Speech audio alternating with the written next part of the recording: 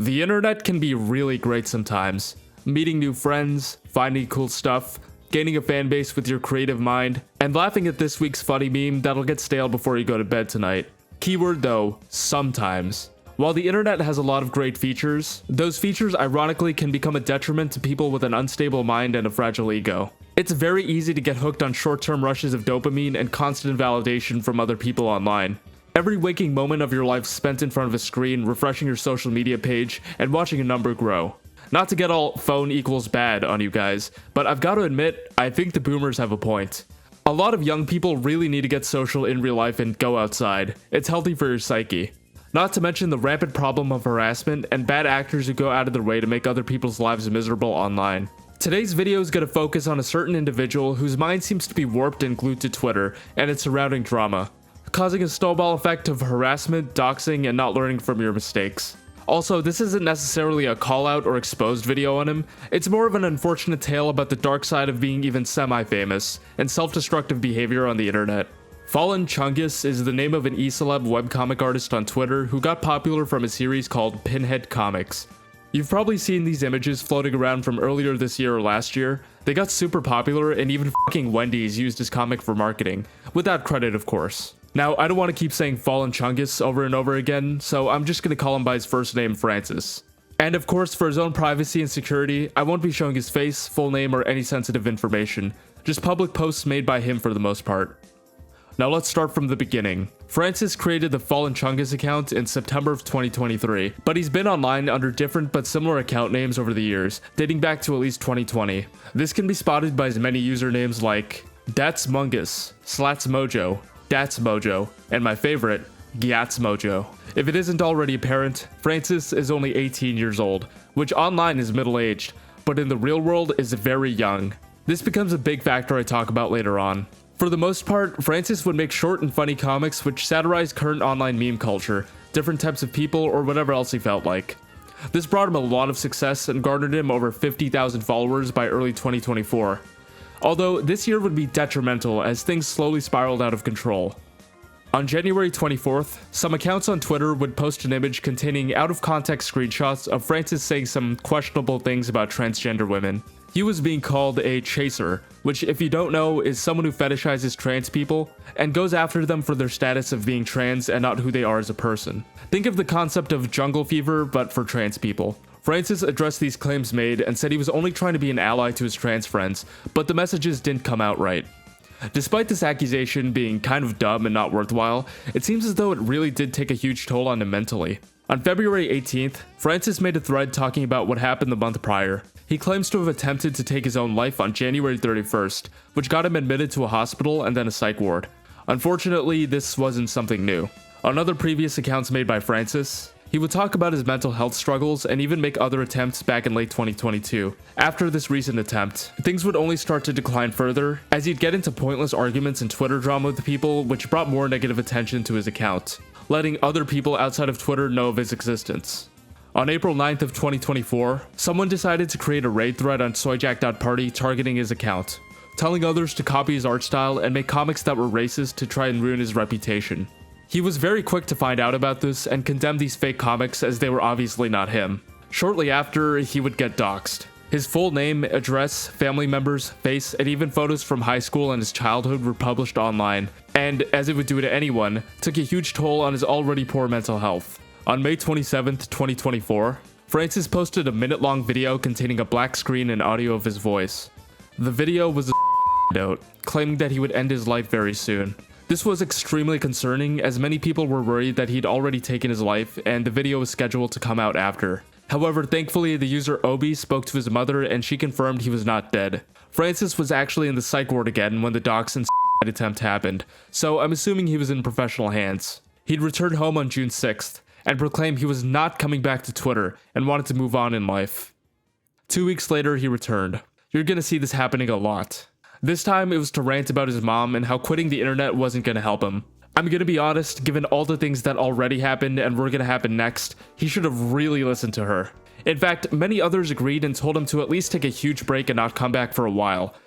Francis did not listen. He ends off the tweet by saying he might go homeless in 2 weeks.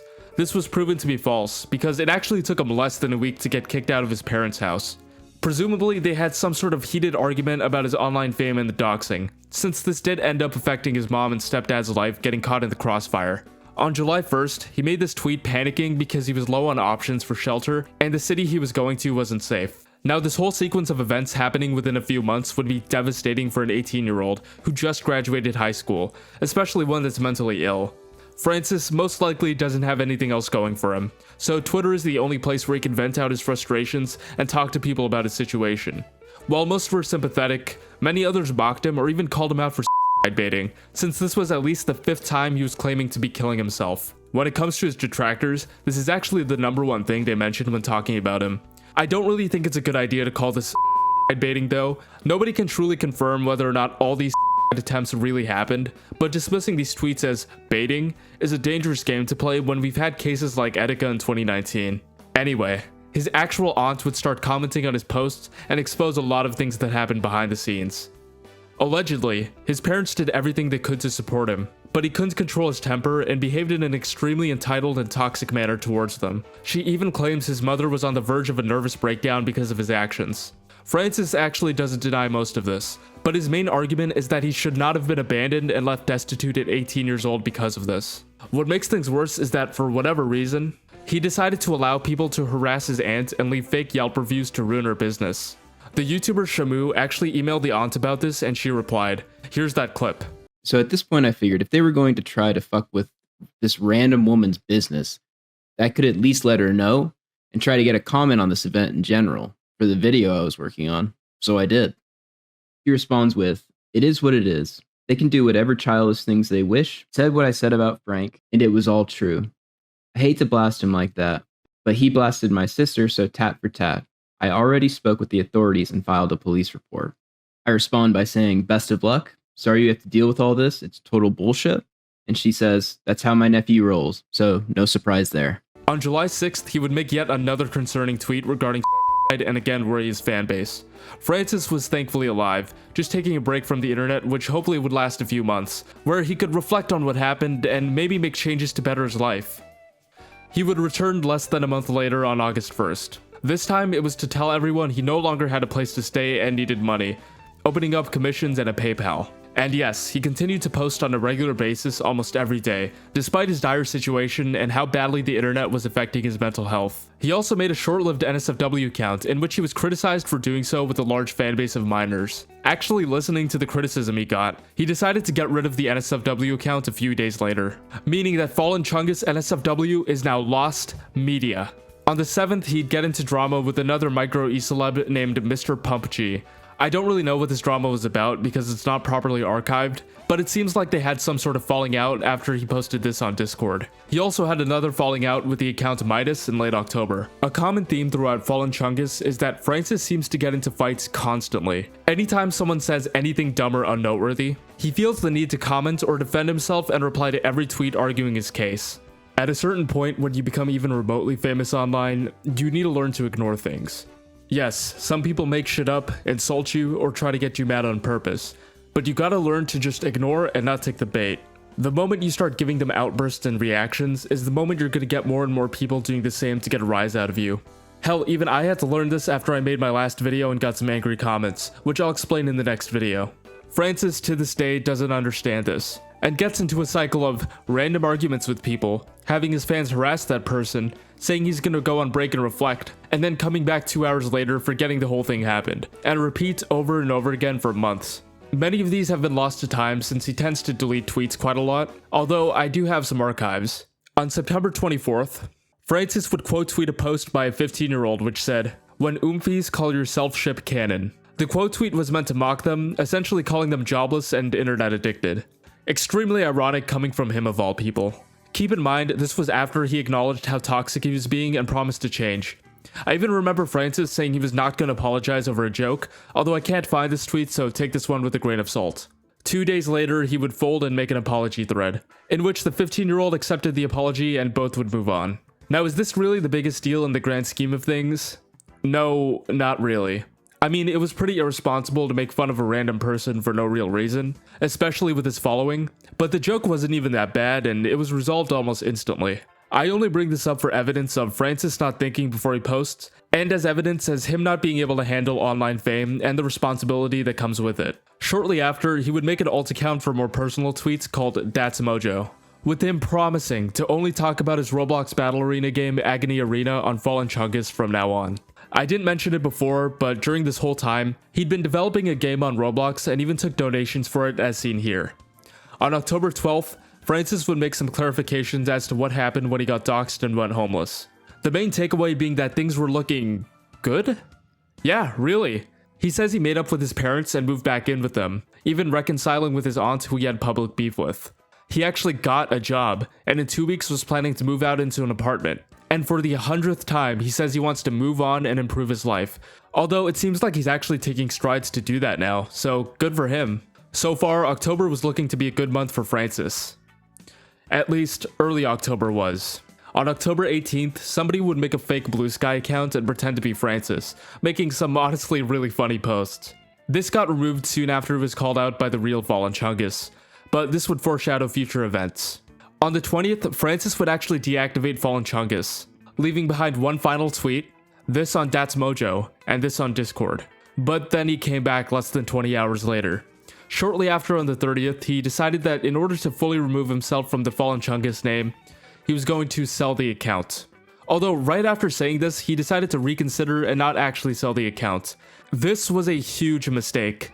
You see, what happened was, Francis initially sold the account to somebody and got paid for it. Afterwards, he regretted selling the account and for some moronic reason, decided to give the guy his money back and beg for the account.